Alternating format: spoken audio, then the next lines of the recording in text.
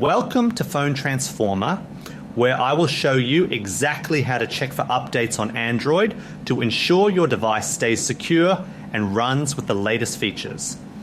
Keeping your software current is the best way to improve performance and fix any existing bugs. So now let's get started. Step 1, go to Settings by tapping the gear icon on your home screen or swiping down the notification panel to find the main menu.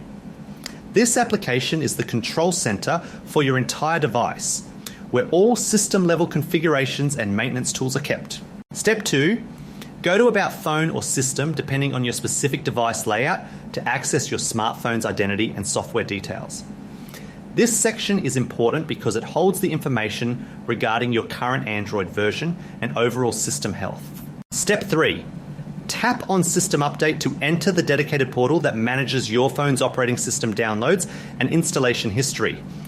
This feature is vital for checking if the manufacturer has released any new security patches or major software upgrades for your model. Step 4, tap on Online Update to tell your device to communicate with the official servers and look for the newest software packages available. This step ensures that you are looking for the absolute latest version directly from the web rather than relying on old files. Step 5, then click Check for Update to initiate the scan and see if there is a new version waiting to be downloaded and installed.